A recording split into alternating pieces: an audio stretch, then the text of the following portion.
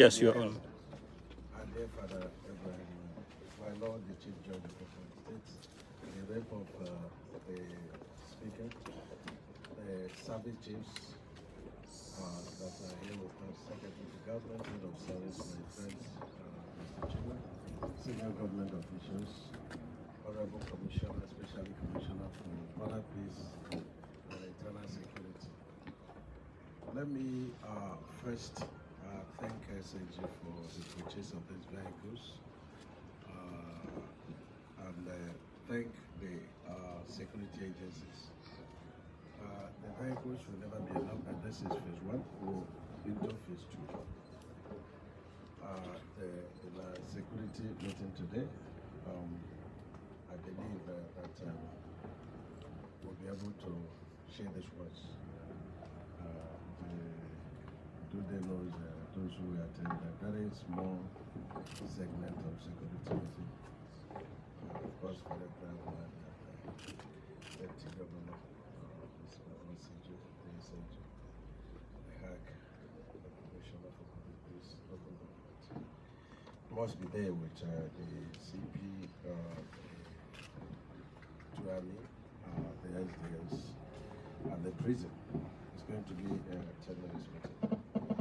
Let me first commend the security agencies for their commitment and their resilience in the avowed commitment of protecting our lives and properties, and we have lost some of them.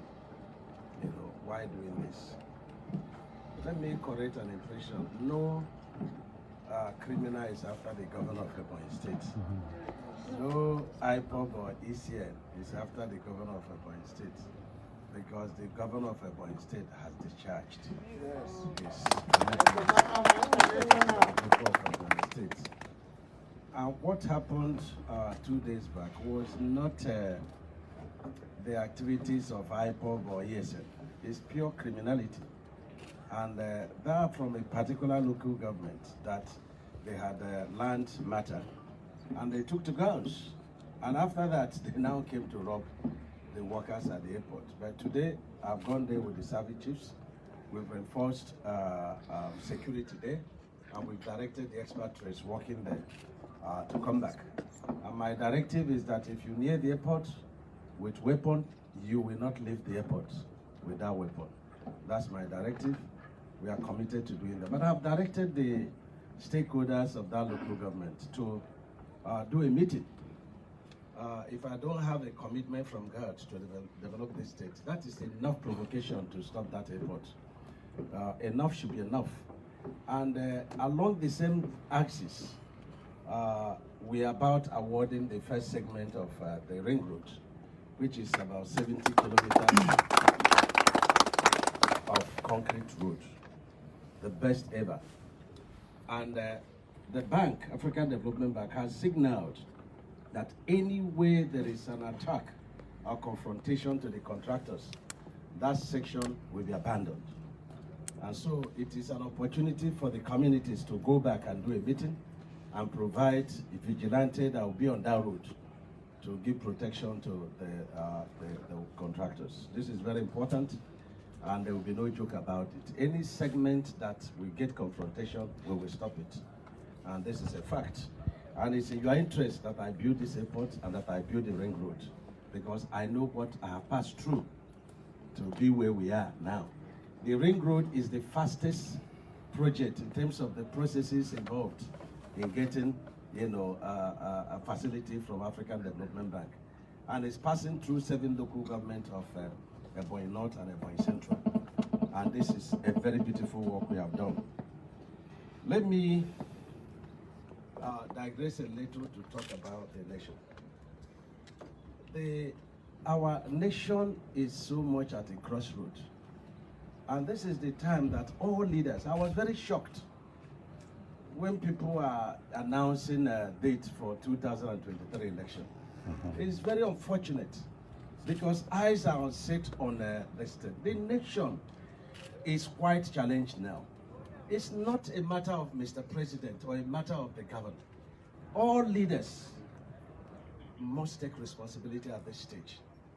Because it's not what we preach in public that is the issue.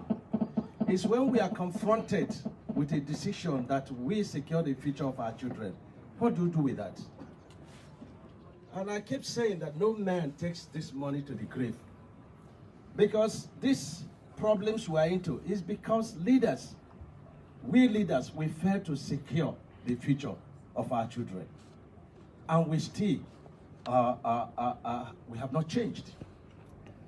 When we hear just a gunshot, the kind of, run, we run.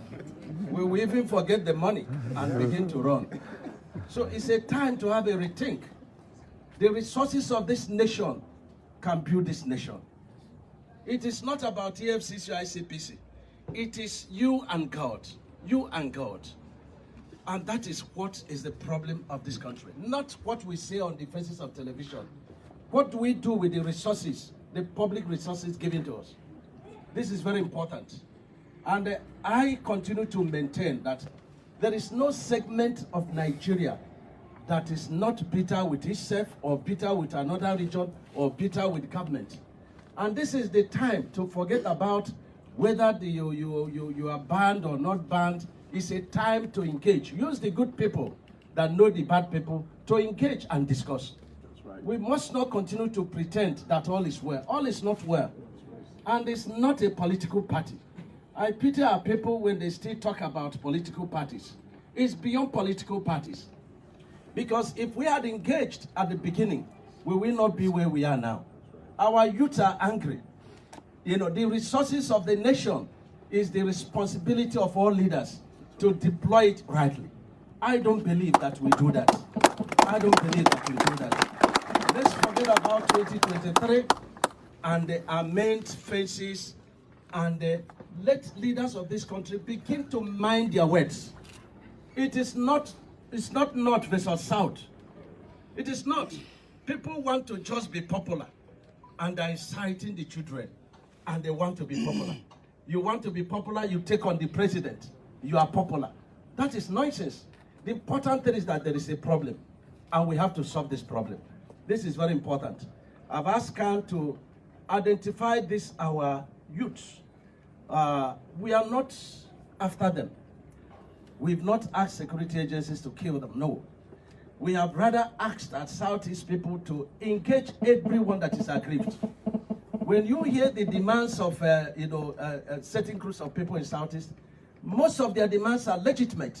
We have to face the facts, and we must sit down to discuss.